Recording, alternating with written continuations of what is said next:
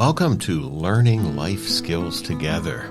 This is our weekly community Zoom meeting where our guests help us to go deeper into the 4 life skills and open up a huge array of chances to practice them.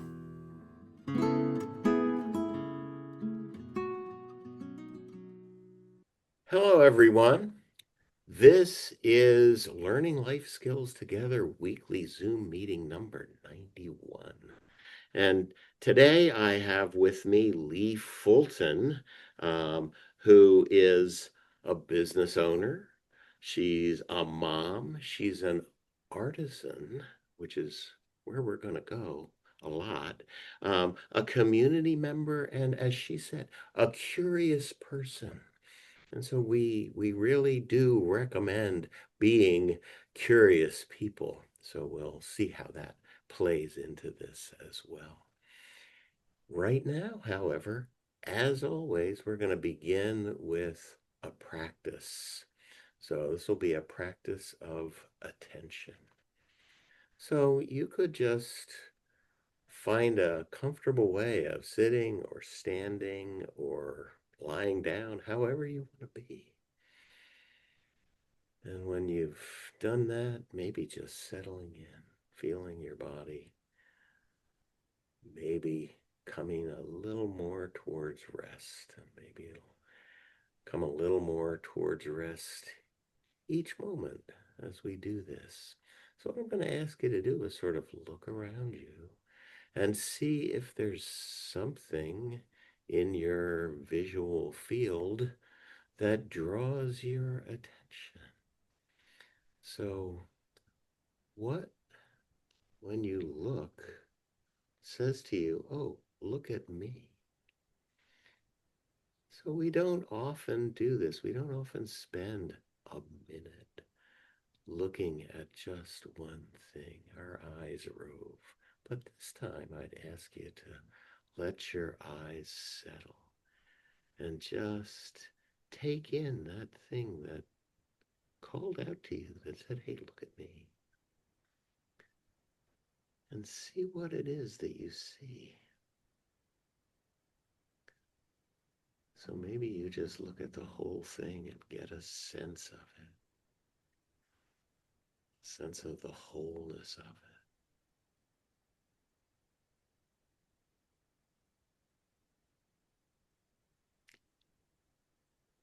And maybe you start to break it down. Maybe you look at different parts now. So what part first attracted you, maybe? What do you see there? What do you see in that? And how about the parts that maybe you didn't pay so much attention to when you first saw it?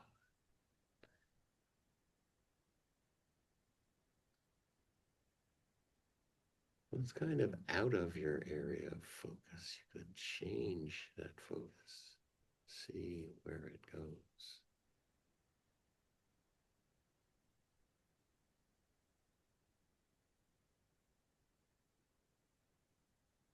And then maybe coming back to the whole object, the whole thing again.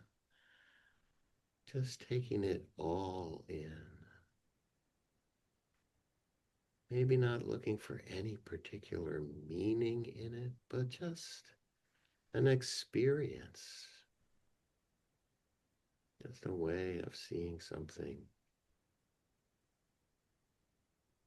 that's pleasant, that called out to you and said, look here. Then when you're ready, we can start our conversation, start our Zoom meeting. So I want to start by asking Lee how that was for her. Was actually very interesting. I my eye landed on one of the things I had created, and I initially looked at all the parts that I knew I should have done better. But as I thought about it and I looked at the whole, I was very much appreciating how great it all worked in the end. Ah, Yeah, it's interesting how we go immediately to those judgments, isn't it? And then when we can let go of them, we have a little more pleasurable experience. Yeah, That's very cool. Okay, well, thank you for that. sure. So, so I want to put this conversation in context in time here, because where we are in the calendar is really starting to deepen our way into the holiday season at the end of the year. And for kids and parents, it can be kind of an unsettling time because school goes out for a while. And so we're in a different kind of schedule. We have maybe some more freedom, but we also don't want to just sort of slop over all of the edges, you know? So one of the things that we're navigating is sort of how do we give ourselves some things to do that are really of value to us, but maybe don't feel and look like schoolwork, that maybe help us to get ourselves out of ourselves and maybe even out of our worries and just let the time open up around us. And so we have our four skills of paying attention. We just paid attention. We have that recognizing our emotions idea, and we have getting through difficult times or getting through really any kind of time, like the time that is very different from school time. Um, and for that one, we have this activity of making. And so that's where sort of the whole thing comes together here. And there's one more way that it comes together, but I'm going to save that as, well, not exactly a surprise, but as something that will show up as we keep talking. So, Lee, you have a particular practice, a particular artistic slash craft practice that you have been working with for a very long time. So I'm hoping that you might just sort of name that and then say what it is that it does for you in kind of this way of our talking about making as being really helpful to us. Well, I'm a treasure journal maker, and treasure journals are it's an immensely broad scope. Some people you'll hear them called junk journals because one of the ways you can make them is with the junk mail that comes into your house and boxes from your crackers and your cereal and whatever else you have around the house. So the practice really is to make something from nothing if you can possibly do that. And certainly you can purchase pretty things to add to it, but the part of the joy is to take the nothing and end up with the something. So the when we were doing the meditation practice, I was actually looking at a little journal that I had made out of an old book. And it's just old book pages. And I'm going to rattle this and just show you that little cover there. But just the sound when you turn the pages, that's part of the fun. Just hearing that very, very, if anybody listens to ASMR, I mean, it has sort of has that feeling about it, but it's for me, it's a very evocative sound. It's actually what Sunday morning should sound like. It's the sound of newspapers and papers and books, depending on, your religious practices. It's a really wonderful sound and feeling from Sunday mornings. Lovely, relaxed, very pretty. And every time I make a journal, I'm sort of enjoying that feeling again and again. Mm-hmm. I really enjoy the creativity side of it. Of course, it scratches an itch that I have to get something that I hadn't thought of before and create it new. And sometimes I revisit things, but most often it's a one-off. Every time I create something, it's never going to be seen again, and that in itself is kind of fun. I absolutely love giving away the journals that I make. It is a very it's a joyful thing. It's a little bit silly because, the practicalities of these are very esoteric in that you're going to be writing notes, you might write a letter, you might do a shopping list. It's not solving any big problem, but Ah, it's really, really fun to use. right. And it's So fun so for my friends to use. yeah, so it's not okay, now I have to journal. I have to No, write in these 10 fact, a things. lot of them, exactly to your point, a lot of them are not for what people think of as writing out some big book Exactly. report at Right. all. Yeah. Uh, when I do journaling, I'm doing it on the back of a something about the size of an index card, and I just make a quick note. It might be something I need to get at the store. It might be something I don't want to forget. A great idea I have for a new journal might be something that's annoying the devil out of me that day. I just get it down on the paper, and then I can tuck it into the journal, either in a spot that I'm going to see again for sure, or a nice little hidden spot if it's something that's maybe not so nice. But Hmm. I know it's there. Nobody else knows it's there. So it kind of lets me get it out. Right. Yeah. So now that we're sort of talking about that, getting it out and finding a way to help ourselves get back into balance. Can you talk a little bit about your experience with it? How did you come to this? Well, I've always enjoyed paper arts, making cards and things like that since I was a kid. I just enjoy paper and painting and things like that. I'm no artist. I'll call myself an artisan. I enjoy using the materials, and I've over time have through practice have gotten okay at it. Uh, Yeah. but but I put it away for a long time. I had quite a lot of life to live and not a lot of time to play in my terminology. So I put it away for a long time. And about 6 months ago, I picked things back up. I was inspired by something I saw literally on the internet, and I just thought, my goodness, that is such a great idea. You may know scrapbooking. People are tend to Hmm. be familiar with that, or photo albums or something. It's a lovely thing to do. It's very geometric. It's very sort of bound by a series of conventions, and I do not thrive in that environment. I Hmm. need to be outside of the conventions, and in treasure journaling, if you can think of it, it's a good idea. There's nothing that's ever wrong. There's no mistake because you can alter, change, or utilize that mistake to your benefit. And it's really something that, as I started to practice it more, I found myself doing things like realizing it was 3 in the morning when I had an early morning meeting. And I would say the next night, I have to go to bed early, I have to get to sleep. And I would do it again and again because I was just so wrapped up in the fun. Yeah. Time Yeah. got away. And So yeah, this is the thing about making, and you call yourself an artisan, right? Which is a maker. yeah, right. So I mean that's really what we're talking about, and how making something takes you out of your little self that might be hurting, that might be worrying, that might be doing, all kinds Oh, very much so. of things, and it takes you somewhere else. And you And I find get the breaks to you need.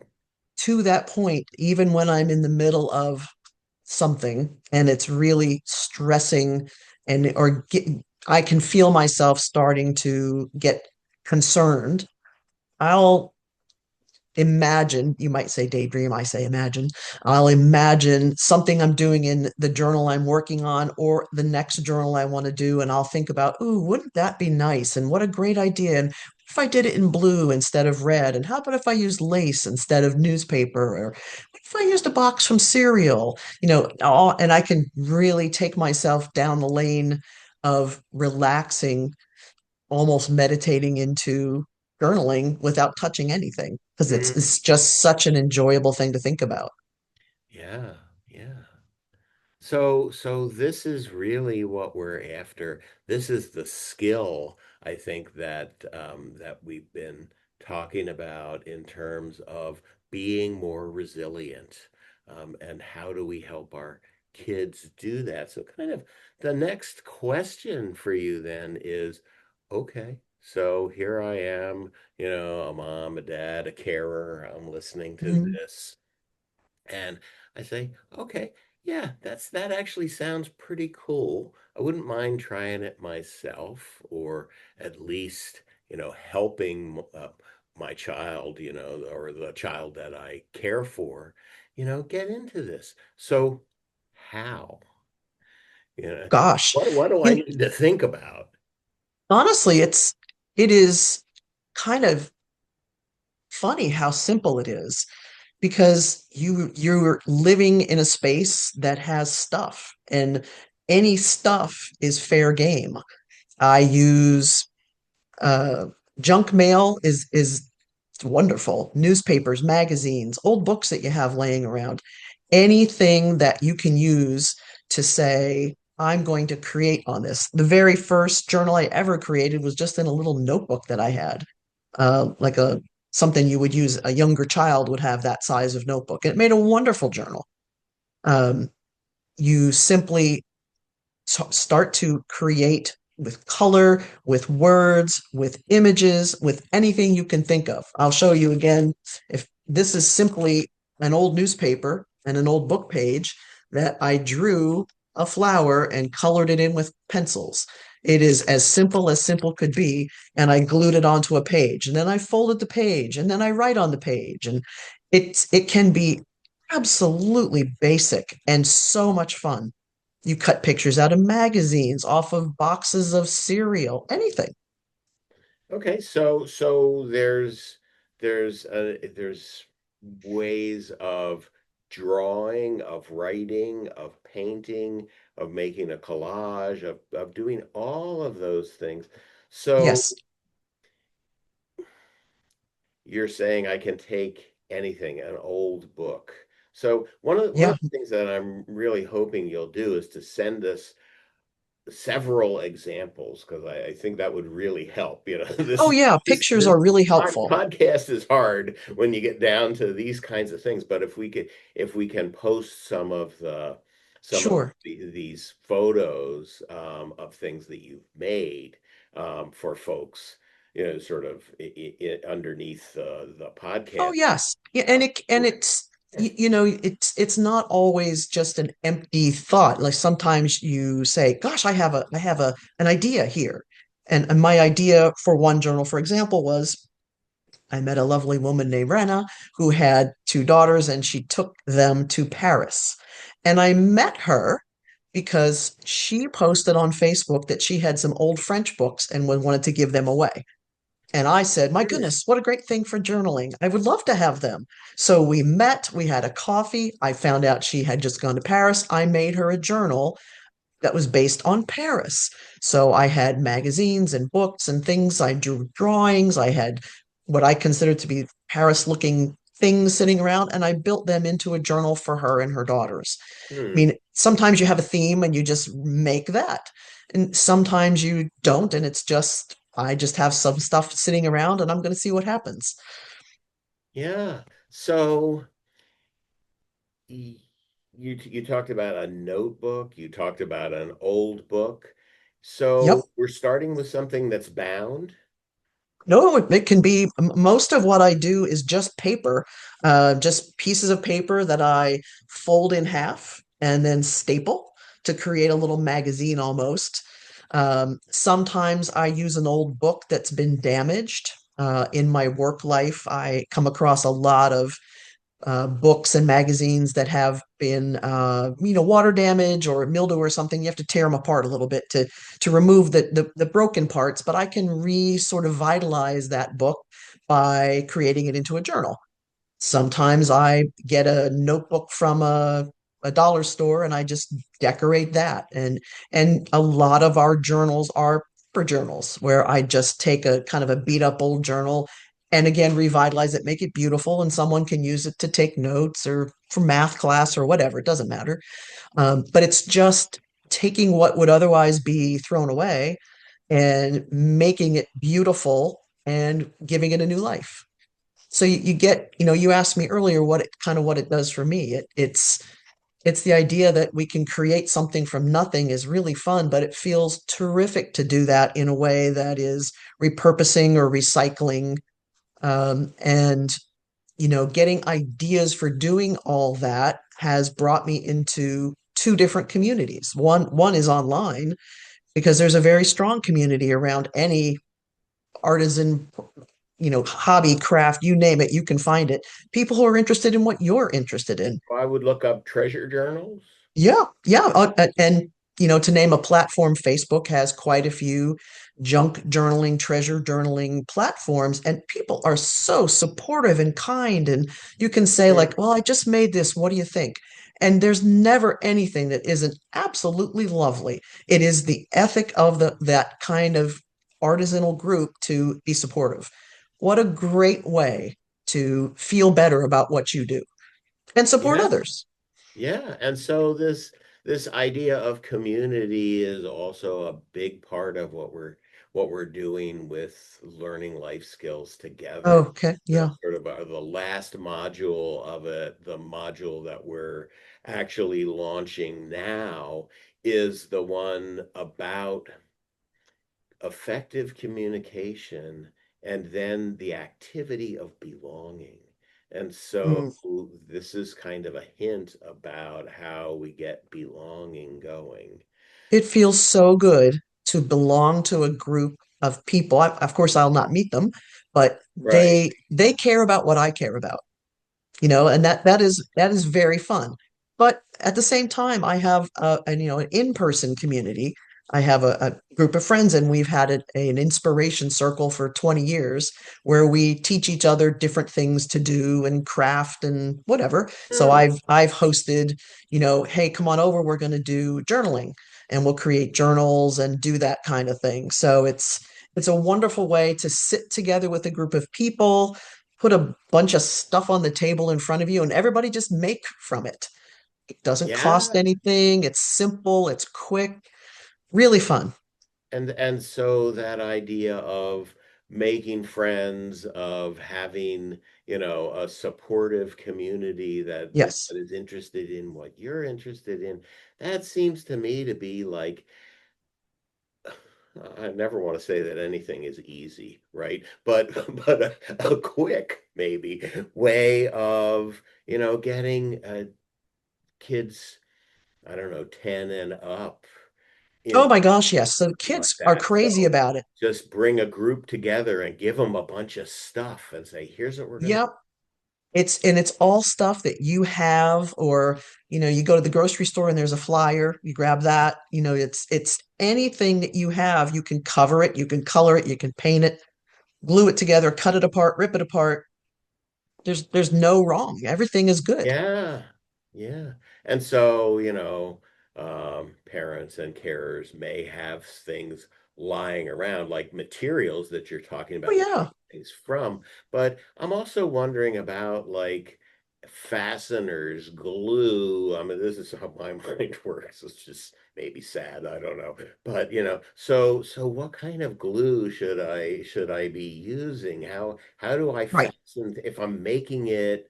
You're saying that I'm going to staple it, You so can. You can use a glue stick. You can use, basic white glue. They make special paper glue, but that's down the lane maybe. I think everything that you would want to create, and even if you wanted to get crazy and purchase some things, you can go to any dollar store and get absolutely Mhm. everything you need for a Yeah, whole gang of kids for $10. yeah, It's really, really basic stuff. yeah. That's terrific. And so, yeah, I really like that picture of a bunch of kids sitting around a table, just say, "Wait, give me that. That's gonna fit mine." Right. Yeah, and so we get that going back and forth kind of thing. We get that communication opening up, and we get the support of each other because we're doing it Yes. And together, it's also great for storytelling. You can right? create a journal that really has a point of view. And then people really want to talk about that. So I have a journal that I just stumbled across a 1957 Ladies' Home Journal. And boy, did that have interesting advertising. So I Mhm. created a journal that featured that.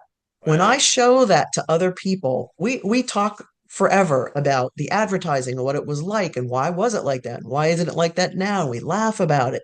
And when I do that with kids, they'll, I don't know if it's dinosaurs or whatever, they're creating their own story and they share them and then they trade and they tell each other stories. It's really fun. Yeah, so a trip to the library book sale, a trip Oh, to a full-on thrift store that's got absolutely. magazines and records and all that. I can Right. sort of picture what you could do with old record album art too. You know, there's Yes. so much cool stuff out there that doesn't really cost you much of anything. Well, and that, what I think of this, I'll call it a hobby. I think of this hobby as having many, many hobbies within it. One Mm, of the hobbies is sourcing all the fun things you make with, yeah, because the game is to find it for free or almost nothing at yeah. yard sales, thrift shops. I raid my own mail every day. I keep a big old bag full of bags. Anything that you can use. It's just fun to find those things and then to think about how to use them. Yeah, so there's maybe like a field trip and then a sit down at the Oh, table. that's a good idea. Yeah, Yeah, I mean sure. there's so many ways of kind of being creative with that with the kids. The maybe a few days get filled up out of that big holiday chunk. That's what we're always kind of trying to Yeah, figure and out it's what to something you do can that pick isn't up and put online. Yeah. right. You can pick it up and put it down, so it's good for today and tomorrow and the next and the next and the next, and you build on it. And you can do it. Yeah. We do. I imagine the Sisterhood of the Traveling Pants story, which is where the pants move around. So people do this with journals, and they'll create Oh, a page or yeah. two, and then it goes to the next person, and they create a page or Oh, two to yeah. continue the story. That's really fun to do as well. There's another community building thing. Hmm. Yeah, yeah, wow. It also reminds me of that game that you play with folded paper. What's it called? Exquisite Corpse, I think it's called, where I write something on like the first square that's revealed and I hand it to you, and then you open the thing up and get to the next square and you have to continue my thought the way you would continue it. And so you get this whole big thing and you can draw in it and you can, so as it unfolds, as it accordions out, even, it becomes a big piece that everybody has contributed to in their way. So, Yes, yeah, so it really turns into something very strange sometimes, which is why it's called Exquisite Corpse, which great name. which were two words that came out of the very first one that somebody started and Oh, decided that it was a game to play. Yeah, so there's so many ways of getting into that place where I'm outside myself a little bit and hmm. also a building community. I just really, really think that it's an exquisite way of There doing you go. that. Well, You it really is, and it's so never-endingly different that it's always interesting. It's always enjoyable. You just don't ever feel badly about what you're doing because mistakes are impossible. And know. it builds on itself, and it's what I look forward to every day. Yeah. And so I'm going to let that stand as your words of wisdom, particularly a part of about there's no mistakes. We're just gonna work with it. We're just gonna build on it. Yeah. Yeah. I think that's great. Cool. All right. Well, Lee, thank you so much for being with us and for talking about this amazing way of just using what's in the house, bringing some extra kids into it maybe, and finding ways of turning the pages, shall we say, of Thank building. you. It's been fun. Okay.